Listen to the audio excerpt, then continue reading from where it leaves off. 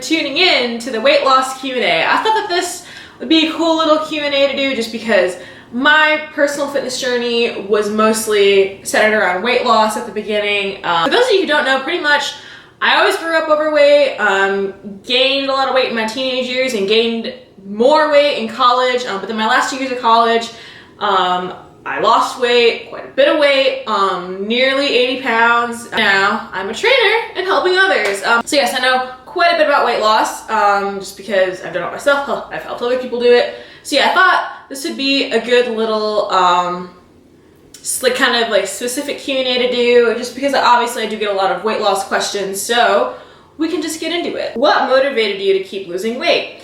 So if you mean just motivation in itself, I would say the biggest motivator was my own progress, which didn't happen at first, by the way, which I'll get into. But yeah, as far as motivation goes, my own progress is what motivated me. But a lot of weight loss and fitness is less so about motivation and a lot more so about being disciplined and consistent. That's why it's important to build good lifestyle habits so that you can be consistent with over a long period of time, because motivation doesn't last that long and it's not always there. And if somebody says they're motivated all the time, they're lying. Did you follow a meal plan? Yeah, so when I was more in the beginning stages, I tried a few different things. I cut out dairy, and then I eventually went paleo for a few months. For those of you who don't know, paleo is basically just no dairy, no refined sugar, no grains. Yeah. So then I stuck to that for very long. I lost I lost weight when I did that, of course, because I was still eating in a calorie deficit.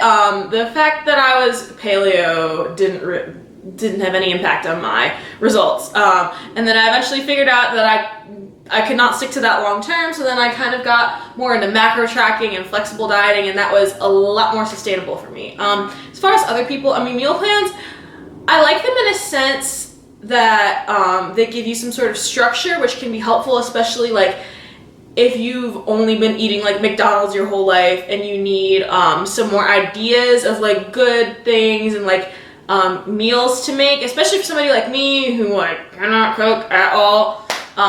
I think that they can be helpful in that sense, but at the same time,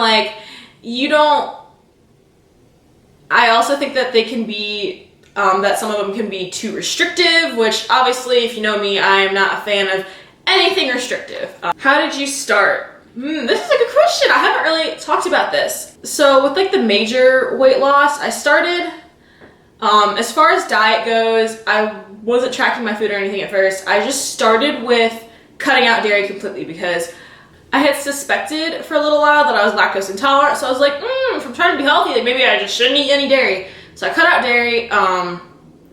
And as far as exercise goes, I didn't know what I was doing. So I was lifting a few times a week, and I kind of followed some plans on bodybuilding.com, but also I would do some classes, I was doing Orange Theory and boxing and some HIIT classes here and there. So it was just a big old mumbo jumbo of things. So actually my first month of the major weight loss, I only lost 2 pounds, which right now, if I lost 2 pounds in a month, I think that's cool, but at the beginning stages, you gotta remember, I was 220 pounds, so, it's, the bigger you are, the more weight that you can lose in that amount of time, so, I should have lost a little more than 2 pounds.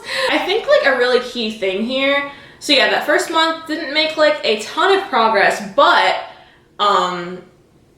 before, when I was, younger and when I tried to lose weight before, I would have just given up and been well, what's the point? But this time around, I just changed my, I just kind of modified some things in what I was doing because I was in a better mindset. I was more mature, and instead of just giving up like I had done before, I just modified what I was doing. So yeah, like I said, in terms of diet, I cut out dairy for that first month. And I was like, okay, well, that's not really working for me. So I did some more research, kind of learn more about calories and tracking your food. So then moving on from there, I started tracking my food. And then that second month, I saw a lot more progress because I learned like, oh, you have to be in a calorie deficit. Do you have any loose skin or problem areas? Oh, absolutely. I have a lot of loose skin, and I mean, if I want to be real with you guys, like when we're talking about like my physical appearance, my loose skin is like by far my biggest insecurity. I have a lot of it. And it's mostly like in my lower stomach. I have a little bit like on my arms and like on my lats. But yeah, my stomach has a ton of loose skin. I kind of know how to hide it, so it's probably hard for you guys to tell. And I've even been told by people like, oh, I can't tell that you have loose skin at all. I'm like, oh, it's there, trust me. Like I said, I just do a pretty good job of covering it up. And it kind of sucks because there's nothing that you can really do about it at this point except surgery. Loose skin, if you're losing like 50 plus pounds, like loose skin is pretty much inevitable. But obviously, you know, I would take this lifestyle now with some loose skin over what I was before, like any day. So that's part of the reason I don't talk about it a lot, because I don't want loose skin to deter somebody from losing weight if that's what they really want to do. In the grand scheme of things, it's not really a huge issue. Did you ever plateau? Oh yeah, for sure. Everybody's definition of a plateau, I guess, is a little bit different.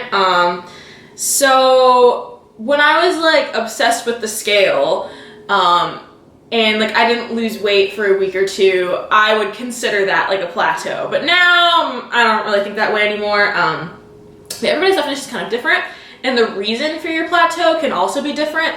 So if you're, you know, on like a fitness journey in general, I mean, plateauing does happen. Sometimes you just need to ride it out, or other times you're plateauing because of yourself, basically, and you need to change something.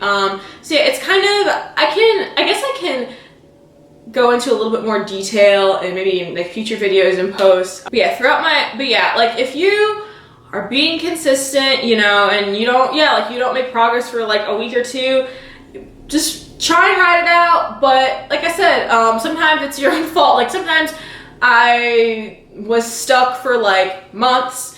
You know, I was like, oh, I'm gonna plateau, but really, I wasn't being consistent. My diet was subpar. Like it was kind of my own fault. So it kind of depends. That's where like working with a coach can be really, really helpful. They can kind of help you navigate that, tell you what to do. They'll know if you need to change something. But yeah, so I think I didn't want this to be too long. So I'm gonna stop there. Thank you so much for watching. Don't forget to subscribe. You know what to do at this point. I will see you guys soon.